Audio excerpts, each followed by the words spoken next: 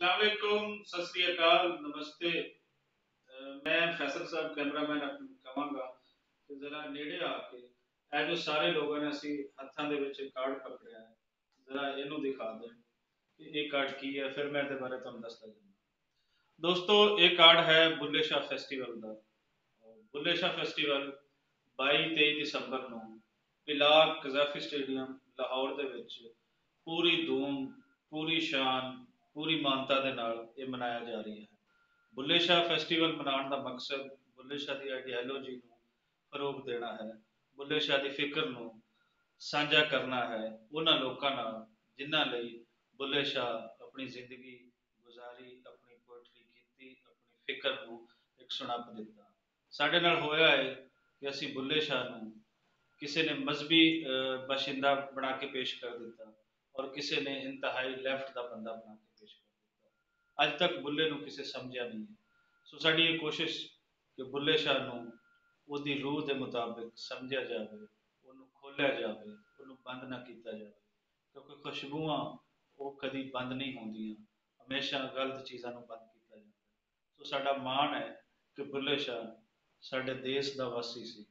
ਇਹ ਮਾਣ ਦੁਨੀਆ ਭਰ ਦੇ ਵਿੱਚ ਬੈਠੇ ਹਰ ਪੰਜਾਬੀ ਦਾ ਕਿ ਬੁੱਲੇ ਸ਼ਾਹ ਦੀ ਸ਼ਖਸੀਅਤ ਬੜੇ ਘੱਟ ਪੈਦਾ ਹੁੰਦੇ। ਮੇਰੇ ਨਾਲ ਇਸ ਟਾਈਮ ਪਿੱਛੇ ਜਿਹੜੇ ਸਾਡੀ ਟੀਮ ਦੇ ਖਾਸ ਲੋਕਨ ਹਨ ਜਿਹੜੇ ਤਿਆਰੀਆਂ ਦੇ ਵਿੱਚ ਆਉਣਗੇ, ਆਸਿਫ ਮਹਿਮੂਦ ਸਾਹਿਬ ਨੇ। ਆਸਿਫ ਮਹਿਮੂਦ ਸਾਹਿਬ ਦੇ ਨਾਲ ਅੱਗੇ ਮਸ਼ਹੂਰ ਸਿੰਗਰ ਹਸਨ ਸ਼ਾਹ ਸਾਹਿਬ ਨੇ। ਹਸਨ ਸ਼ਾਹ ਸਾਹਿਬ ਦੇ ਅੱਗੇ ਸਾਡੀ ਟੀਮ ਦਾ ਹਿੱਸਾ ਉਮੈਰ ਹਨ, ਮੁਹੰਮਦ ਉਮੈਰ ਸਾਫੀ ਹਨ।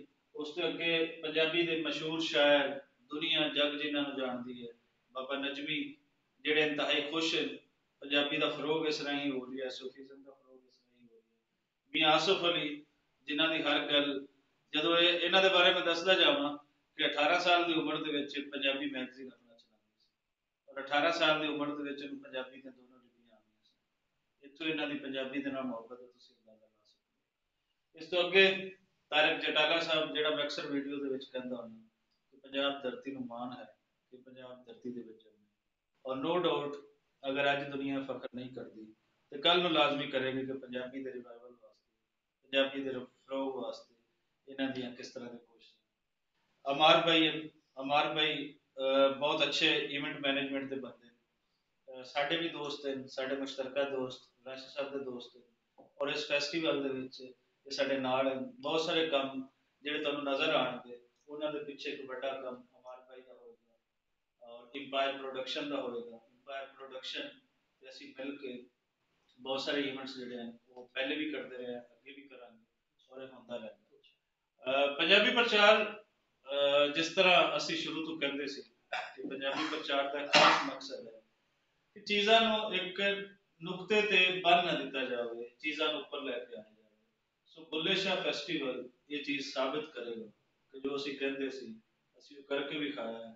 ਔਰ ਅਸੀਂ ਇਹ ਨਾ ਸਿਰਫ ਕਿ ਇਸ ਗੱਲ ਨੂੰ ਇੱਥੇ ਰੋਕ ਦਿਆਂਗੇ, ਅਸੀਂ ਪੰਜਾਬ ਦੇ ਹਰ ਘਰ ਤੱਕ ਬੁੱਲੇ ਸ਼ਾਹ ਦਾ ਪੈਗਾਮ ਪਹੁੰਚਾਵਾਂਗੇ ਔਰ ਨਾ ਸਿਰਫ ਪੰਜਾਬ ਦੇ ਹਰ ਘਰ ਤੱਕ, ਪੂਰੀ ਦੁਨੀਆ ਦੇ ਰੋਸ਼ਨ ਖਿਆਲ ਲੋਕਾਂ ਨੂੰ ਇਹ ਗੱਲ ਮੰਨਣੀ ਪਏਗੀ ਕਿ ਬੁੱਲੇ ਸ਼ਾਹ ਤੋਂ ਵੱਧ ਰੋਸ਼ਨ ਖਿਆਲ ਨਾ ਉਸ ਸਦੀ ਦੇ ਵਿੱਚ ਸੀ ਔਰ ਨਾ ਉਸ ਤੋਂ ਬਾਅਦ ਕੋਈ ਪੈਦਾ ਹੋਇਆ ਹੈ।